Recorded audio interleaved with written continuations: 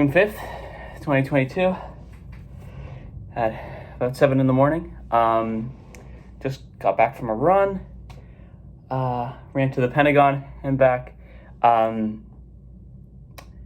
this is it. We've finished orientation and we're about to head out. Our original flight, we were supposed to check out at noon or 12:30, but our flight got canceled. We found it at like 8:30 p.m. last night. So everyone was kind of like refreshing their emails for like an hour and a half until they finally found two different flights to Brussels until they started checking out at 8:30, which changed up a little bit of my schedule. Yeah, I think we're all relieved that we actually know that we're heading out today and we don't have to stall an extra day. We're all raring to get out there. Yeah, what am I looking forward to? It's going to be, flight DC to Brussels and then Brussels to Banjul in the Gambia. But right now, I think I'm just going to, get showered, get changed, get some breakfast, and meet everybody down there for 8:20. I'm excited. Let's do this. So one last thing before I head out. This is my entire life packed up. I don't know how good the camera angle is from here, but yeah, no, this is everything's gonna be really tight. I think I'm just slightly over 50 pounds in my check bags. Just wanted to show that off because it's a lot, but also like I'm baffled by how much and how little I need to pack myself away for 2 years. It's really weird.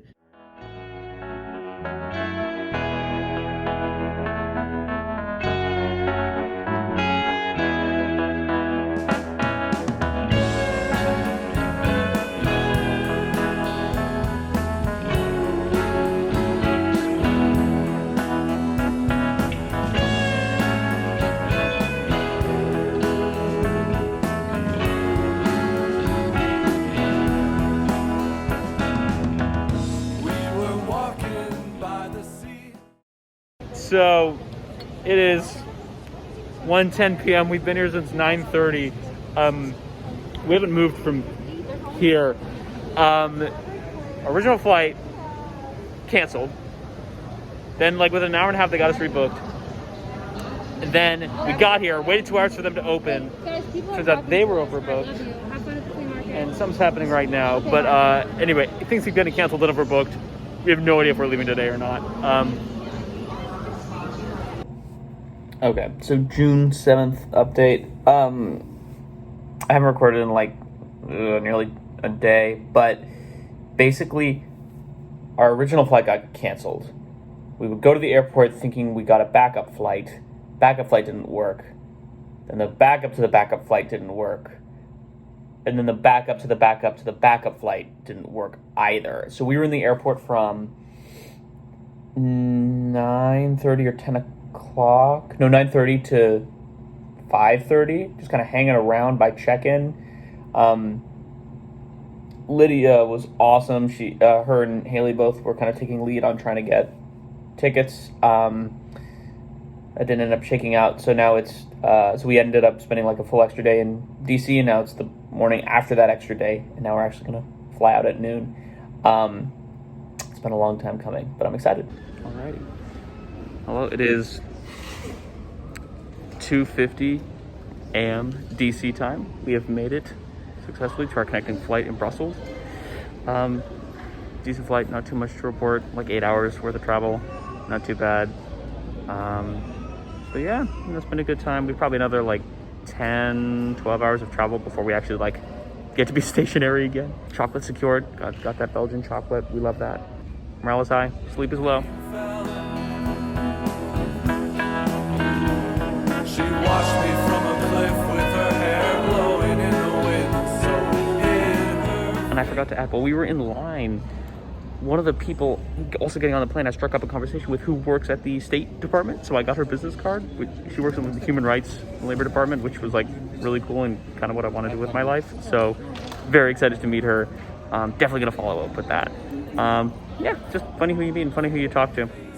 she turned away, and I wish that we were only strangers.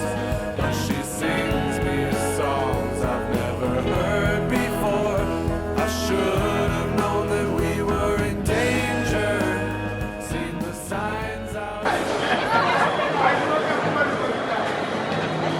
Thank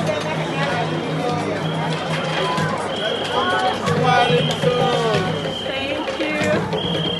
Thank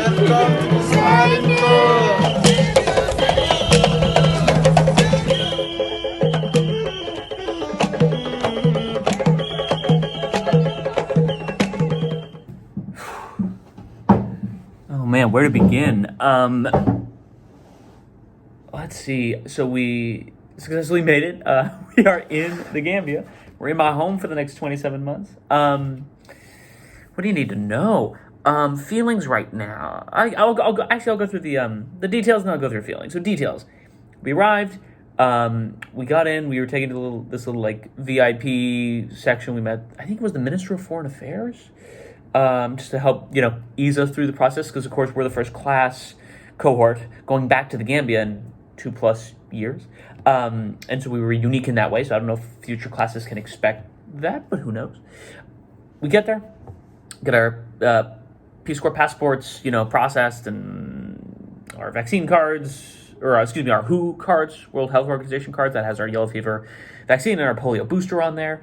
Anyways, they said, give us all your luggage and take some photos, and then we got on the bus and we started driving.